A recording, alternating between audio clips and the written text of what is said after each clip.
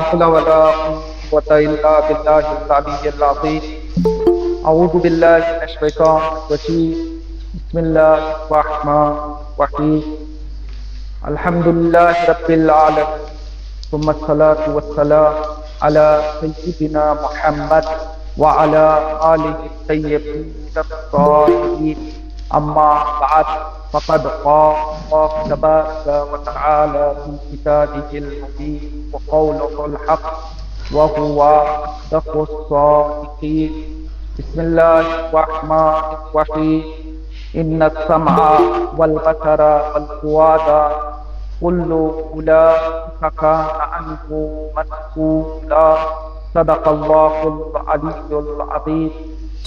میں سب سے پہلے آپ سبھی حضرات کی خدمت میں ولادت باسعادت امام محمد تقی علیہ السلام کی مناسبت پر تبریک و تہنیت پیش کرتا ہوں اور خداوند عالم سے دعا کرتا ہوں کہ انشاءاللہ بطفیل امام محمد تقی علیہ السلام خداوند عالم ہم سب کو توفیق عطا فرمائے کہ ہم قرآن اہل بیت کے بتائے ہوئے راستے پر چلتے رہیں تاکہ ہماری دنیا بھی کامیاب ہو جائے اور ہماری آخرت بھی کامیاب ہو جائے.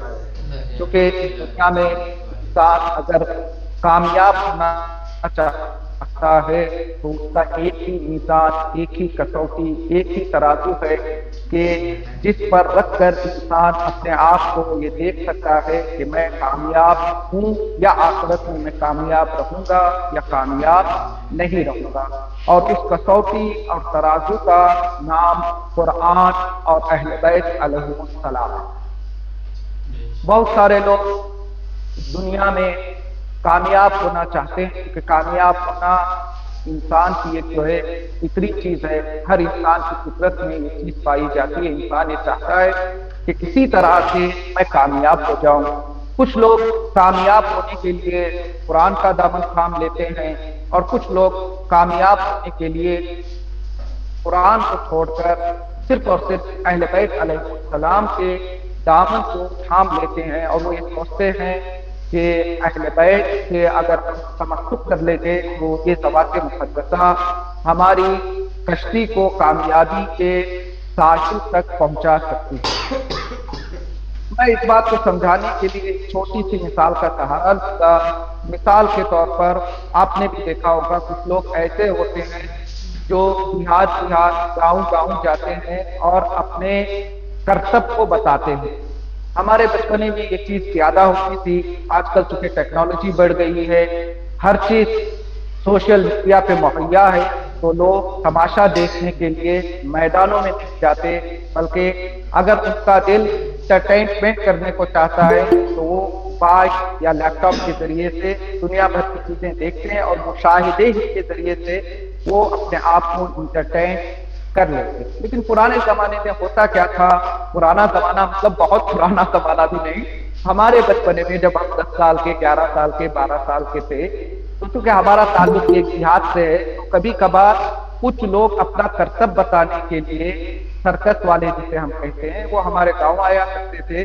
تو جہاں وہ بہت سارے کرتب کو بتاتے ہیں، انہی کرتبوں میں سے ایک کرتب اس کا یہ ہوتا ہے کہ ایک رسی کو باندھ دیتے ہیں اور باریک رسی کے اوپر سے وہ چل کر بتاتے ہیں. جیسے ہی وہ ایک باریک رسی پر بنا گرے ہوئے ایک پار سے دوسرے پار جا کر بتاتے ہیں تو سب لوگ تالیاں بجانے لگتے ہیں. اب اس مثال سے میں آپ کو یہ سمجھانا چاہوں گا، دیکھیے جو انسان رسی پر کھڑا ہو کر چل رہا ہے اس کے ہاتھ میں تو کچھ ہے نہیں، وہ صرف اپنے وجود کو بیلنس کیے ہوئے ہے اور ایک رسی کے کونے سے دوسری رسی تک وہ جا رہا ہے. اگر میں اس سے کہوں کہ یہ جو تم رسی کے اوپر چل کر جو ہے جا رہے ہو، یہ ہاتھ میں بالٹی لے لو اور بالٹی کو پکڑ کر تم چل کر بتاؤ، وہ چل نہیں پائے گا. اگر ہم اس سے پوچھے کیوں تو وہ یہی جواب دے گا کیونکہ ایک ہاتھ میں بالٹی ہے، دوسرا ہاتھ خالی ہے، لہذا بالٹی کا وزن اتنا زیادہ ہے وہ ایک طرف جھکا دے گا، میں رسی پر چل نہیں پاؤں گا اور میں نیچے گر جاؤں گا.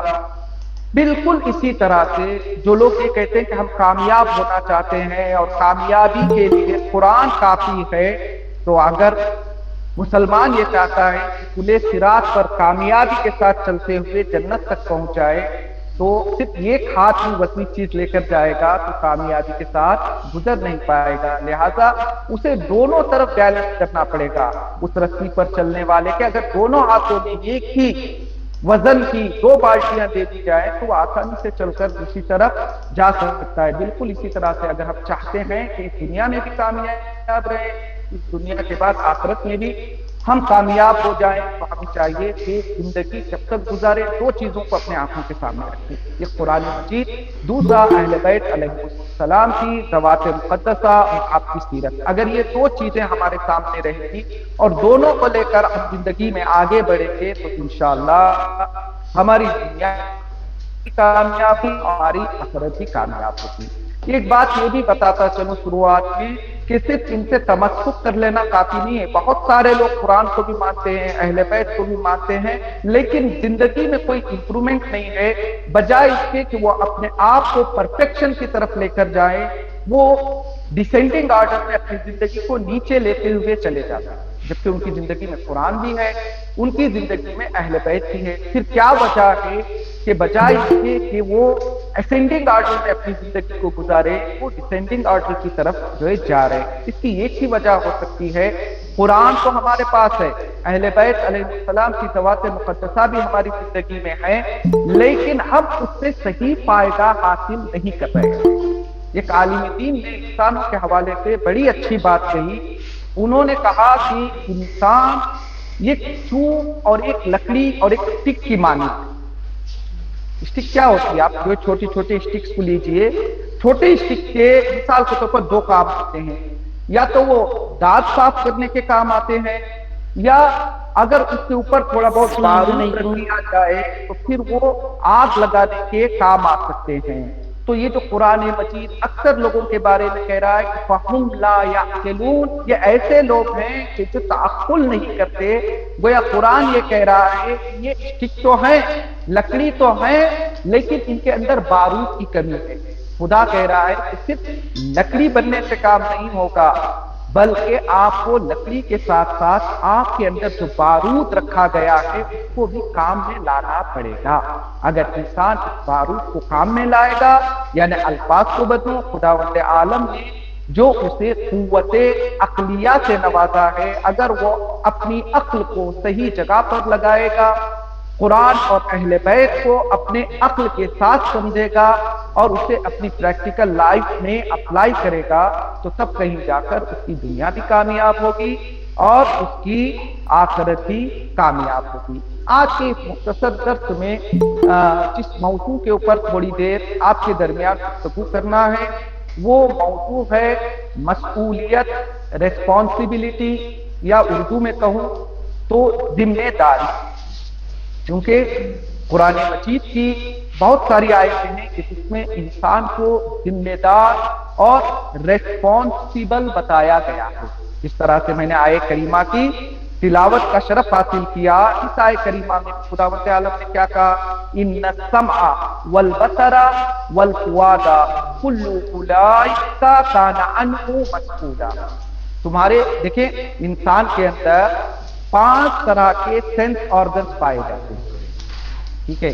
آپ نے اسکولز میں پڑھا ہوگا، ایک دیکھنے کی طاقت ہے، ایک سننے کی طاقت ہے، ایک سونگنے کی طاقت ہے، ایک چکھنے کی طاقت ہے، اور ایک چھونے کی طاقت ہے۔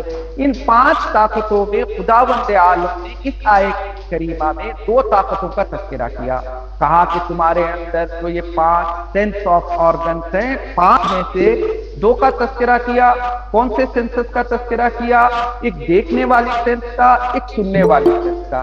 اگر ہم اس آیت کریمہ میں غور کریں گے تو پتہ چلے گا کہ خداوند عالم نے جو 5 سینسز میں سے 2 سینسز کو یہاں پر بیان کیا ہے، اس کے اندر خدا کی ایک جو ہے طاقت اور ایک اس کی حکمت پوشیدہ ہے۔ دیکھیے 5 سینس جو ہے نا، 5 سینس میں سب سے زیادہ کام 2 ہی سینسز کا ہے، اور سب سے زیادہ گناہ بھی اسی 2 سینسز کی وجہ سے انجام پاتے ہیں، یا دیکھنے کی وجہ سے یا سننے کی وجہ سے۔ لہذا ان 5 سینس میں سے جو امپورٹنٹ 2 سینسز سے خداوند عالم کو بیان کیا، کہا کہ جو تمہارا یہ سننے کی طاقت ہے، جو تمہارے دیکھنے کی طاقت ہے، اور اس کے بعد کہا والفؤادا، اور تمہارے دل یہاں پر اشارہ اور کنایا ہے۔ خداوند عالم اس آیہ کریمہ میں یہ بتانا چاہ رہا ہے کہ صرف جو تمہیں دکھائی دے رہا ہے، جو 5 سینس آف آرگنز، یہی نہیں ہے، بلکہ یہ دوسری طاقت بھی ہے جسے قوہ عقلیہ کہتے ہیں، جسے خداوند عالم نے یہاں دل سے مراد لیا ہے۔ کہا خدا نے کہ جو دیکھنے کی طاقت ہے، جو سننے کی طاقت ہے، جو تمہارے درک کرنے کی طاقت ہے، یہ ساری چیزیں ایسی ہی نہیں ہے کہ ہم نے دے دیا ہے تو پھر تم جیسے چاہو یوز کرو گے، نہیں، کہا کل اولئک کان عنہ مسئولا، یہ ساری کی ساری چیزیں امانت ہے، تمہیں دی گئی ہیں، لیکن ایک دن وہ آئے گا کہ جس دن ان چیزوں کے بارے میں تم سے سوال ہوگا۔ لہذا پتا چلا کہ انسان اپنے باڈی پارٹس کے حوالے سے بھی وہ اس کی پراپرٹی نہیں ہے، وہ یہ نہیں کہہ سکتا کہ یہ میرے آنکھ ہے، میں جو چاہے دیکھوں گا، یہ میرے کان ہے، میں جو چاہے جو ہے سنوں گا، یہ میرا دل ہے، جیسا میرا دل کہے گا میں ویسے جو ہے ایکٹ کروں گا۔ نہیں، خداوند عالم کہہ رہا ہے یہ ساری امانتیں ہیں، اور ایک دن ان امانتوں کے حوالے سے تم سے سوال کیا جائے گا۔ لہذا قرآن مجید میں بہت ساری آیتوں میں یہ کہا ہے کہ تم لوگ مسئول ہو، تم لوگ ریسپانسیبل ہو، تم لوگ ذمہ دار ہو۔ ذمہ دار، مسئول، ریسپانسیبل کا مطلب یہ ہے کہ اس سے آ کر دوبارہ سوال کیا جائے گا کہ بتاؤ تمہیں جو ذمہ داری دی گئی، مثال کے طور پر مولانا یاسین حسین صاحب کو ایک ذمہ داری دی گئی ہے کہ وہ حوزے کے مدیر ہیں، ٹھیک ہے، اب مولانا مدیر ہے یہ الگ بات ہے، لیکن مدیر اور مسئول کے ساتھ ساتھ ان کی ذمہ داری اور بڑھ جاتی ہے۔ حوزے میں کوئی بھی گڑبڑ ہو، سوال طلاب سے نہیں ہوگا بلکہ کس سے ہوگا؟ مسئول اور مدیر سے ہوگا۔ لہذا جو کچھ باؤنڈریز، جو کچھ نعمتیں ہمیں خداوند عالم سے ملی ہیں، اس کے بارے میں ایک دن خداوند عالم ہم سے سوال ضرور کرے گا۔ اب میں خلاصتاً آپ کی خدمت میں پیش کروں کہ خداوند عالم جب یہ کہہ رہا ہے کہ آپ لوگ مسئول ہیں، اور رسول اسلام نے بھی کہا کہ کلکم راع وکلکم مسئول عن رعیتہ، ٹھیک ہے، تم میں سے ہر کوئی جو ہے بادشاہ ہے اور ہر کوئی رعایت ہے، کہا یا نہیں کہا؟ تو قرآن کی آیتوں میں اور رسول کے احادیث میں یہ بتایا گیا ہے کہ ہم سب ریسپانسیبل ہیں۔ اگر ہم ریسپانسیبل ہیں تو ہمیں معلوم ہونا چاہیے کہ ہماری ریسپانسبلٹی کیا ہے، تاکہ کل کو جب ہم سے سوال کیا جائے تو ہم جواب دینے کے لیے تیار رہے اور یہاں سے جواب تیار کر کے وہاں جائے۔ مثال کے طور پر مولانا یاسین صاحب کو ذمہ داری دی گئی، اب 1 مہینے کے بعد کوئی آئے اس سے پوچھے کہ مولانا آپ نے مدرسے میں 1000 درخت کیوں نہیں لگائے؟ مولانا کیا کہیں گے؟ مولانا مسکرائیں گے، کہیں گے یہ میری ریسپانسبلٹی نہیں ہے، یہ میری ذمہ داری نہیں ہے۔ اگر ذمہ داری ہوتی تو آپ کو مجھے پہلے بتانا چاہیے تھا، کیونکہ آپ نے بتایا نہیں اور مجھے معلوم نہیں، لہذا اب آپ کا آ کر مجھ سے یہ سوال کرنا کہ مدرسے میں 1000 درخت کیوں نہیں لگائے، یہ آپ کا سوال بیکار ہے۔ لہذا جو ذمہ دار ہوتا ہے، پہلی چیز یہ کہ اسے معلوم ہونا چاہیے کہ میری ذمہ داری کیا کیا ہے۔ اگر ہم قرآن آیات کو، احادیث کو خلاصہ کریں گے تو انسان کی 4 ذمہ داریاں بنتی ہیں، جس کے حوالے سے خداوند عالم قیامت کے دن اس سے سوال کرے گا، پوچھے گا کہ میں نے تمہیں یہ 4 ریسپانسبلٹیز دی تھی، بتاؤ تم نے اس کو کیسے ادا کیا۔ سب سے پہلی ریسپانسبلٹی کہ جس کے حوالے سے خداوند عالم قیامت کے دن ہمیں سوال کرے گا، وہ ہے خدا کے مقابلے میں ہماری ذمہ داری۔ دوسری چیز رسول کے مقابلے میں ہماری ذمہ داری۔ تیسری چیز ائمہ علیہ السلام کے مقابلے میں ہماری ذمہ داری۔ چوتھی چیز ہمارے اعضاء و جوارح کے حوالے سے ہماری ذمہ داری۔ یہ 4 ایسی چیزیں ہیں کہ جن کے حوالے سے خداوند عالم روز قیامت ہم سے سوال کرے گا۔ لہذا آج کے اس مختصر سے درس میں میں پہلی قسم کے اوپر تھوڑی بہت گفتگو کرنے کی کوشش کروں گا۔ انشاءاللہ اگر موقع ملا تو آئندہ آنے والے دروس میں باقی اقسام کی طرف بھی گفتگو کرنے کی پوری کوشش کروں گا۔ سب سے پہلی ریسپانسبلٹی، سب سے پہلی ذمہ داری جس کے بارے میں خداوند عالم قیامت کے دن ہم سے سوال کرے گا، وہ ذمہ داری ہے خداوند عالم کے حوالے سے ہماری ذمہ داری۔ اب خداوند عالم کے حوالے سے جو ہماری ذمہ داری ہے اس کا خلاصہ کریں گے تو 3 طرح کی ایسی ذمہ داریاں ہیں کہ جو خداوند عالم کے حوالے سے ہمیں انجام دے کر اس دنیا سے اس دنیا میں جانا ہے۔ اور اس کے حوالے سے سب سے پہلے وہاں یہی سوال ہوگا، سب سے پہلی ذمہ داری کیا ہے خدا کے حوالے سے ہمیں انجام دینی ہے؟ وہ ذمہ داری ہے معرفت اور شناخت خدا۔ کیونکہ نہج البلاغہ کے پہلے خطبے میں، پہلے صفحے میں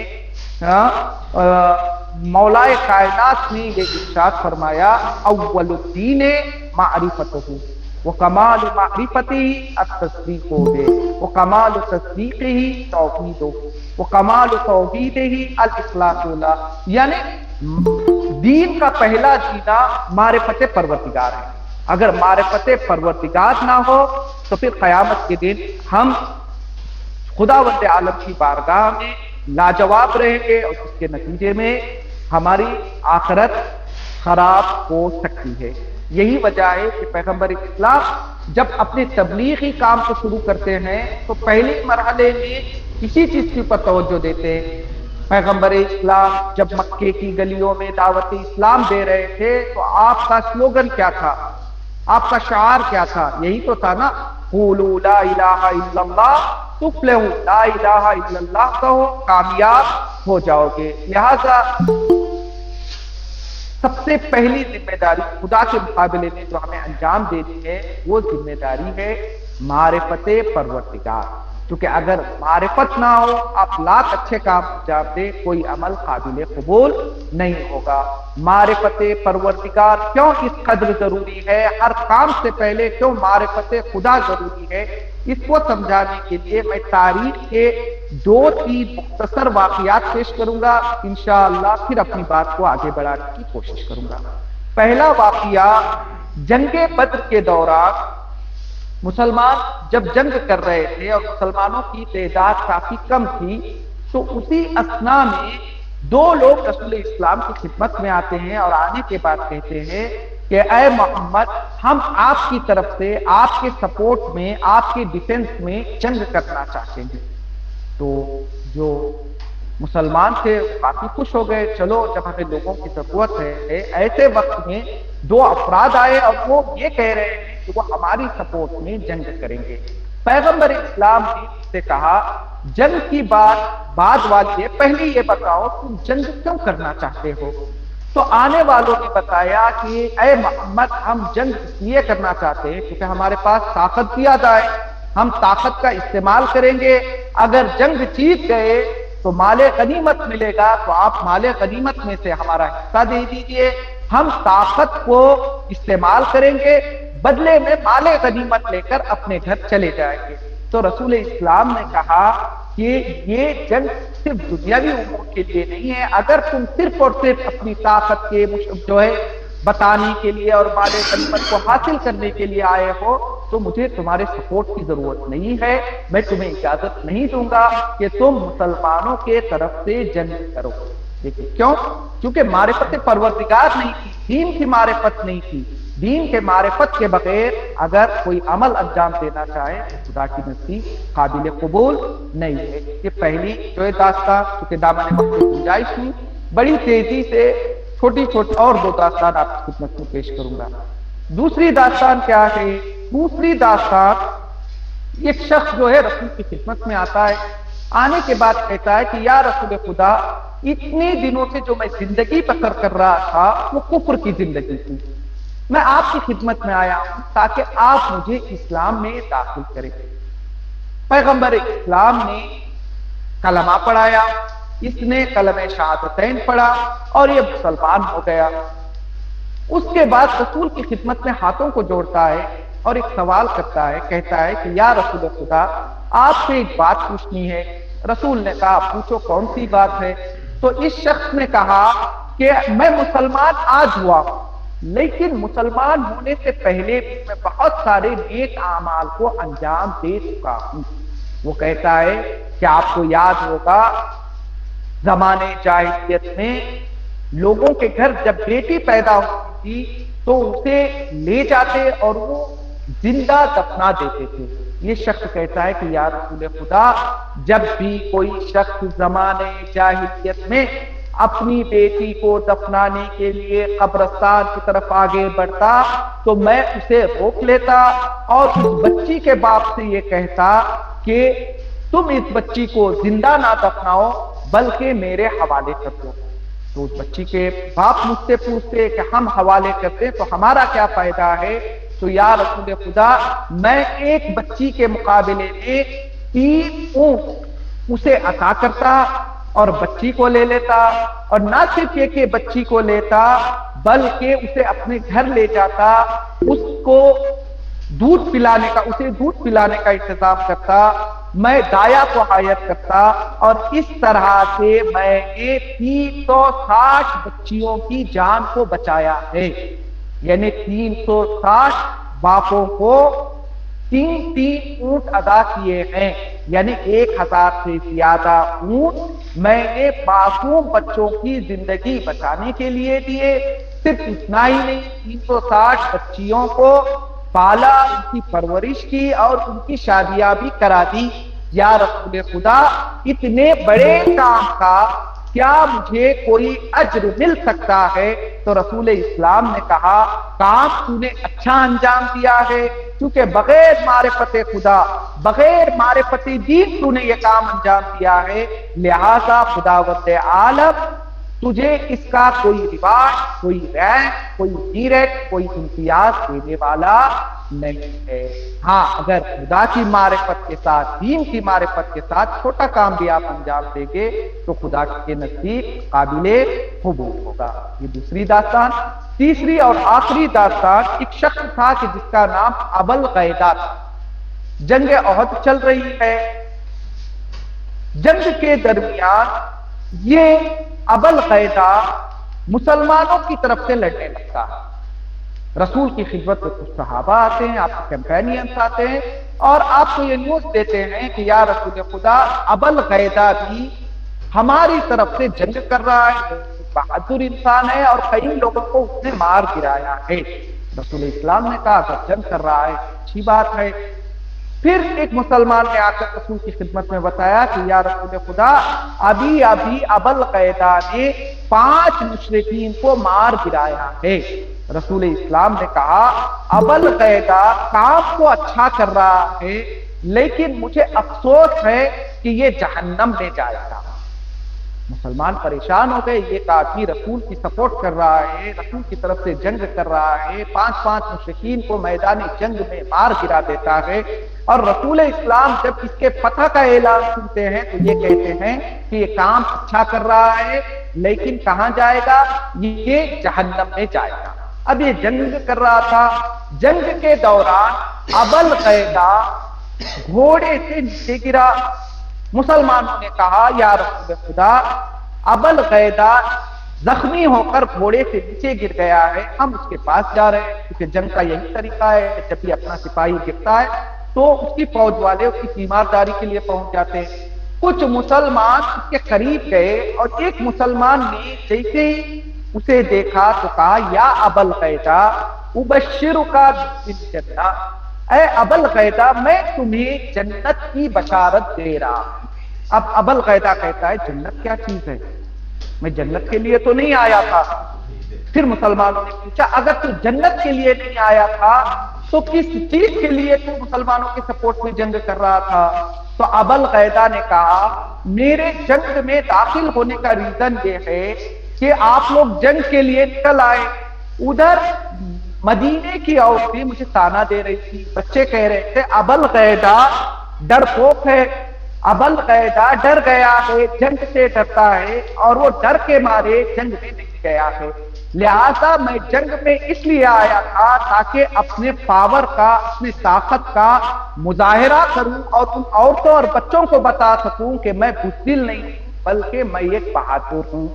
اب اس کے بعد تاریخ کہتی ہے ابوالقیدہ نے دیکھا کہ اب وہ اتنا زخمی ہو گیا ہے کہ اگر وہ زندہ رہے گا تو بھی کسی کام کا نہیں رہے گا، معذور بن کر زندگی بسر کرنی پڑے گی، لہذا پاس میں پڑے ہوئے ایک ٹوٹے نیزے کو اٹھاتا ہے اور اپنے آپ پر حملہ کرتا ہے اور خودکشی کے ذریعے سے اس دنیا سے چلا جاتا ہے۔ دیکھا آپ نے میدان جنگ میں ہے، مشرکین کو مار بھی رہا ہے، کیونکہ معرفت خدا، معرفت دین کے بغیر یہ جنگ میں جو ہے کرنے کے لیے آیا تھا، لہذا شہادت کو نصیب نہیں ہوتی ہے، اسے خودکشی نصیب ہوتی ہے۔ یہ جنگ میں لڑنے کے باوجود، مسلمانوں کی طرف سے لڑنے کے باوجود اس کا ٹھکانہ جہنم ہے۔ لہذا سب سے پہلی چیز کہ جس کے بارے میں ہم ریسپانسبل ہیں، جس کے بارے میں ہم سے پوچھا جائے گا، وہ ہے معرفت پروردگار۔ بتاؤ دنیا میں تمہارے انفس میں بھی اس کی نشانیاں موجود تھی، آفاق میں کائنات کے ہر ذرے ذرے میں ہم نے اس کی نشانیوں کو پا رکھا تھا، تو تم دنیا میں گئے تو تم نے معرفت پروردگار کو حاصل کیوں نہیں کیا؟ تو پہلا اسٹیج یہ ہے کہ ہم معرفت پروردگار کو حاصل کریں۔ پھر اس کے بعد دوسرا اسٹیج کیا ہے؟ خداوند عالم ارشاد فرماتا ہے وَلِلَّهِ الْأَسْمَاءُ الْحُسْنَى فَادْعُوهُ بِهَا، یہ جتنے اسماء حسنی ہیں وہ سب جو پروردگار کے لیے ہیں، اور تمہاری یہ ذمہ داری، تمہاری یہ ریسپانسبلٹی ہے کہ پہلے تم اسے ریکگنائز کرو، پہلے تم اس کی معرفت حاصل کرو۔ جب اس کی معرفت حاصل ہو جائے تو اس کے بعد کے مرحلے میں تم اسے بلاؤ۔ بلانے کا مطلب کیا ہے؟ بلانے کا مطلب یہ ہے کہ جب تمہیں پتا چل گیا کہ تمہارا پروردگار کون ہے تو تم اس سے کنیکٹ ہونے کی کوشش کرو، خداوند عالم سے اپنے ارتباط کو، اپنے کنیکشن کو برقرار رکھنے کی کوشش کرو۔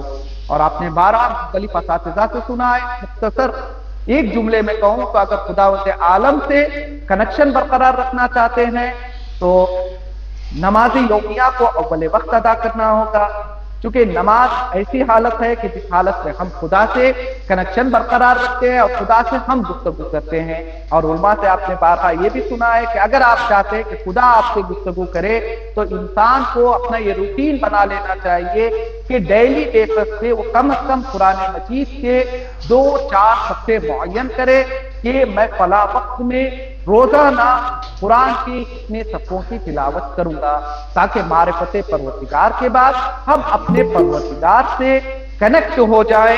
اور تیسری ذمہ داری سورہ حجرات میں آپ لوگوں نے پڑھا ہے کہ خداوند عالم سورہ حجرات کی ابتدائی آیات میں ارشاد فرماتا ہے کہ لا تقدموا بین یدی اللہ ورسولہ، کبھی بھی زندگی میں خدا اور اس کے رسول پر سبقت حاصل نہیں کرنا ہے۔ جو باؤنڈری خداوند عالم نے اور شریعت نے ہمارے لیے معین کی ہے، کبھی بھی انسان کو یہ جرأت اور یہ ہمت نہیں کرنا چاہیے کہ وہ اس باؤنڈری کو کراس کرے۔ خداوند عالم کی مثال کے طور پر خداوند عالم کا حکم ہے کہ گانا سننا حرام ہے، اگر میں گانا سن رہا ہوں کیا ہو رہا ہے؟ میں اس کی باؤنڈری کو کراس کر رہا ہوں۔ خداوند عالم نے کہا جھوٹ بولنا حرام ہے، میں جان بوجھ کر جھوٹ بھی بول رہا ہوں، یعنی اس کا مطلب یہ ہے کہ میں باؤنڈری کو کراس کر رہا ہوں۔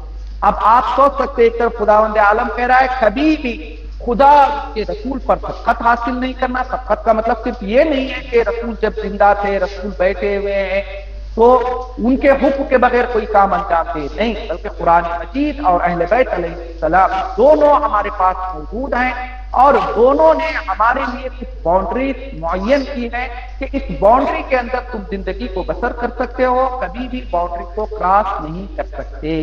لہذا پہلا سوال ہم سے جو قیامت میں کیا جائے گا وہ خداوند عالم کے حوالے سے کیا جائے گا، اور خداوند عالم کے حوالے سے جو سوالات ہم سے کیے جائیں گے وہ 3 طرح کے ہو سکتے ہیں۔ پہلا سوال معرفت پروردگار، کیونکہ معرفت کے بغیر جو کام بھی ہم انجام دیں گے وہ قابل قبول نہیں ہے۔ دوسرا، خدا کی معرفت کے بعد خدا سے ارتباط کو پیدا کرنا، خدا سے کنیکٹ ہو جانا، اور تیسرے مرحلے میں انسان یہ قانون بنا لے، کچھ ریڈ لائنز اپنے آگے کھینچ لے کہ جہاں جہاں بھی خدا نے اور شریعت نے ہمیں منع کیا ہے اس باؤنڈریز کو ہم کبھی بھی پار نہیں کریں گے۔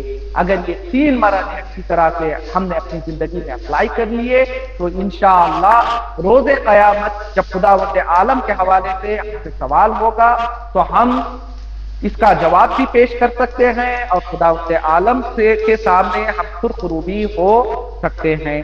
اور دوسری ذمہ داری کہ جس کے حوالے سے قیامت کے دن گفتگو ہوگی وہ رسول کے حوالے سے انشاءاللہ پھر کبھی ٹائم ملا تو میں اس حوالے سے بھی گفتگو کرنے کی کوشش کروں گا۔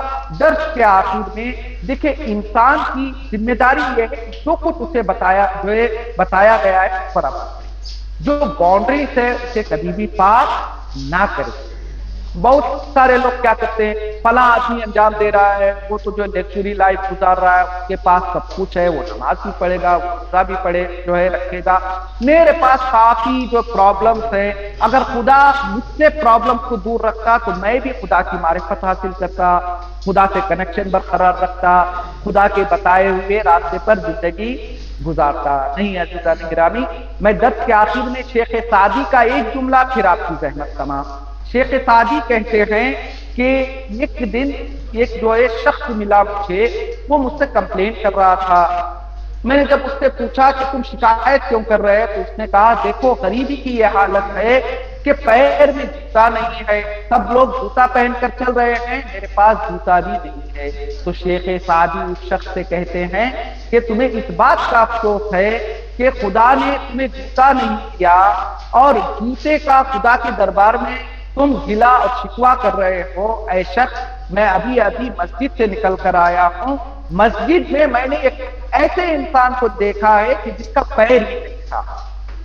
تو کہنے کا مقصد یہ ہے کہ انسان جو نہیں ہے اسے نہ دیکھے، جو آپ کے پاس ہے، جو دوسروں کے پاس نہیں ہے اسے انسان دیکھیں، تو انسان خدا کی جتنے سجدہ شکر بجا لائے سارے سجدہ شکر کم سکے۔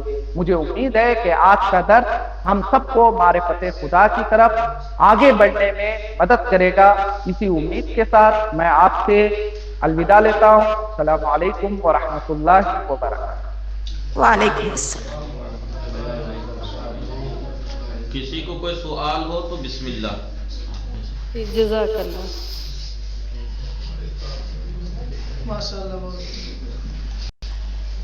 کسی کو کوئی سوال کسی کو بھی ہو تو بسم اللہ مجھ سے پوچھ سکتے ہیں، پھر اس کے نہیں تو پھر اجازت چاہیں گے۔ جی میرے دو کوسچنز ہیں۔ ایک تو یہ کہ سورہ بقرہ میں ہے، شاید اب مجھے وہ آیت یاد نہیں ہے، مجھے نظر نہیں آ رہی، لیکن اس میں لکھا ہوا ہے کہ جو بھی عیسائی ہو، مجوسی ہو، کوئی بھی ہو، مومن ہو، نیک عمل کرے گا اللہ اس کو جزا دے گا۔ تو یہ آیت پھر کیوں ہے؟ اگر وہ پھر ان کے پاس تو معرفت نہیں ہے، پھر اللہ تعالیٰ نے قرآن پاک میں کیوں کہا ہوا ہے کہ جو بھی کوئی نیک عمل کرے گا، چاہے وہ عیسائی ہو، مجوسی ہو، کوئی بھی ہو، اللہ اس کو دے گا۔ جی ماشاءاللہ، آپ کا بہترین جو ہے سوال ہے، اور درس کے دوران جب میں آپ کو درس دے رہا تھا میرے ذہن میں آپ کا سوال گیا، میں نے کہا اس کے حوالے سے بھی تھوڑی گفتگو کروں، لیکن میں نے سوچا کہ ابھی جو ہے وقت کم ہے تو میں نے اسے جو ہے تھوڑا سا چھوڑ دیا تھا۔ اچھا کہ آپ نے یہ سوال کیا۔ دیکھیں جو بھی اچھا کام انجام دے گا اسے اس کا ریوارڈ ضرور ملے گا، ٹھیک ہے، لیکن اسے ابدی اور ہمیشہ ملنے والا ثواب نہیں ملے گا۔ اس میں مختلف طرح سے بہت سارے دانشمندوں نے جواب دیے ہیں۔ ایک جواب یہ دیا ہے کہ ہمارے ذہن میں بھی آپ مثال کے طور پر جیسے مدر ٹیریسا جیسے لوگ ہیں جو چھوٹی موٹی نیکی بھی نہیں بلکہ بہت بڑی نیکی کو انجام دے کر جاتے ہیں۔ انہوں نے ہاسپٹلائز کے سلسلے سے یا جو ہے لوگوں کی کیئر کے حوالے سے کتنے بڑے بڑے کارنامے انجام دیے، تو ان کا اجر کون دے گا؟ ٹھیک ہے، اس کے علماء نے کئی طرح سے جواب دیے ہیں۔ ٹھیک ہے، پہلا جواب یہ ہے کہ جو کافر ہوگا، جو خدا کی معرفت کے بغیر، دین کی معرفت کے بغیر کوئی اچھے ایکشن کو، کوئی اچھی چیز کو یہاں پر انجام دے گا، خدا وقت عالم اس کا اجر اسی دنیا میں اسے دے دے گا یا اس کے اجر کو اس کے نسلوں تک پہنچائے گا۔ ٹھیک ہے، ایک دوسرا علامہ طباطبائی نے یہ بحث کو چھیڑا ہے تفسیر مشکان میں۔ انہوں نے کہا کہ جو لوگ خدا پر ایمان نہیں رکھتے اور اس دنیا سے چلے جاتے ہیں، آخرت میں ان کا ڈیسٹینیشن کیا ہوگا؟ کیونکہ ہم نے تو سنا ہے کہ یا جنت ہے یا جہنم ہے۔ تو انہوں نے اپنی تفسیر میں ایک رائے حل اس کا پیش کیا، تحریر کیا کہ جو دنیا میں اچھے کام انجام دیتے ہیں اس کا صلہ تو خدا عالم انہیں دنیا میں دے دے گا، یہ صحیح بات ہے، لیکن آخرت میں بھی دیکھیں جو کافر ہے بالکل کافر ہے اور اچھا عمل بھی انجام نہیں دیا، ایک شخص ہے جو کافر ہے لیکن اس نے ہیومینٹی کے لیے بہت ہی زیادہ سروس کی ہے، تو یہ دونوں ایک تو نہیں ہوئے، خدا عادل ہے۔ تو علامہ طباطبائی نے اپنی تفسیر میں یوں تحریر فرمایا کہ وہ جنت میں تو ہرگز نہیں جائے، ایمان اور اس کے بعد عمل صالح ہوگا تب جنت کا وہ مستحق ہوگا۔ تو علامہ طباطبائی نے اس کا سلوشن یہ پیش کیا، کہا کہ ہو سکتا ہے کہ وہ لوگ جو بالکل جو ہے کفر میں تھے، کوئی اچھا جو ہے ڈیڈ بھی انجام نہیں دیا، وہ جہنم کے سخت عذاب میں ہوں گے، لیکن ان کے عذاب میں خداوند عالم تھوڑی بہت تخفیف دے سکتا ہے، یا جہنم میں کچھ ایسی جگہ پر ان کو رکھ سکتا ہے خداوند عالم کہ جہاں نہ جنت کی باؤنڈریز ہوں گی نہ جہنم کا پنشمنٹ ہوگا۔ ان کو ایک ایسی جگہ ہو سکتا ہے خداوند عالم رکھے کہ جن پہ زیادہ عذاب بھی نہ ہو اور جنت کی کوئی نعمت بھی ان تک نہ پہنچے۔ مجھے امید ہے کہ آپ کو اس کا جواب ہو گیا۔ جی جزاک اللہ۔ مجھے دوسرا یہ کوشچن کرنا ہے کہ گانے بجانے کے بارے میں کہا جاتا ہے کہ یہ حرام ہے، لیکن جب ہم اپنی پرانی اس میں دیکھتے ہیں، رسول اللہ کے زمانے میں ہی دیکھتے ہیں، تو وہاں دف کا بھی ذکر آتا ہے، وہاں پہ شعر جو وہ کہے جاتے ہیں، یا وہاں پہ گانے کی صورت میں، ہم گانا اس کو کہتے ہیں لیکن ان کی زبان میں وہی گانا ہوگا، تو وہ اس طرح انجام دیتے تھے، تو پھر اب کیوں حرام ہے؟ جی آپ نے یہ بھی اچھا سوال کیا۔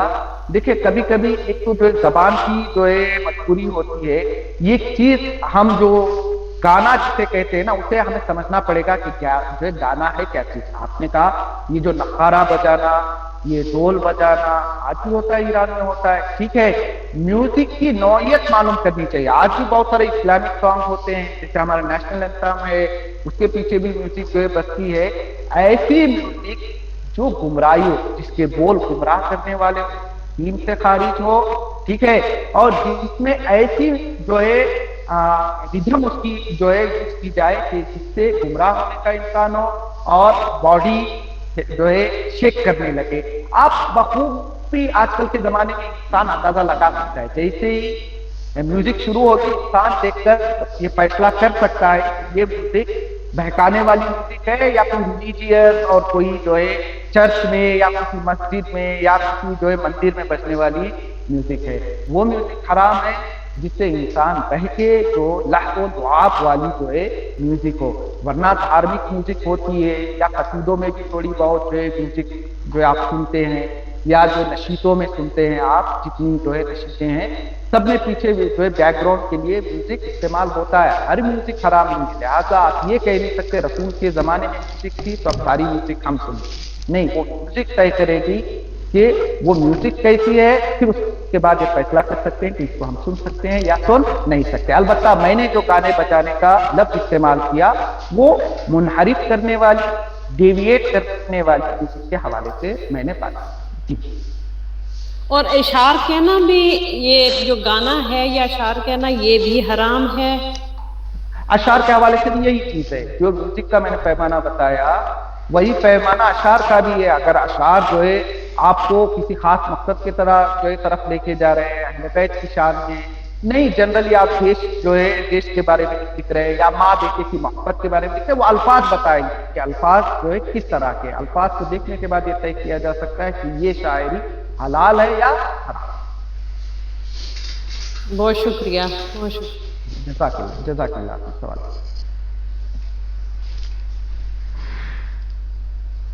کسی کو کوئی اور سوال ہو تو؟ السلام علیکم۔ بہت اچھا ماشاءاللہ سے آپ نے سمجھایا، بہت اچھا ماشاءاللہ سمجھایا، اللہ آپ کو سلامت رکھے، امام کی ولادت باسعادت بہت بہت مبارک۔ آپ کو جی ہم سب کی طرف یہ دعا کریے گا مولا علی کے مبارکبادی میں کہ سب کو مبارک ہو مولا علی کی بھی ولادت باسعادت۔ مولا آپ کو سلامت رہے امام زمانہ، اور آپ کا مدرسہ انشاءاللہ قائم رہے۔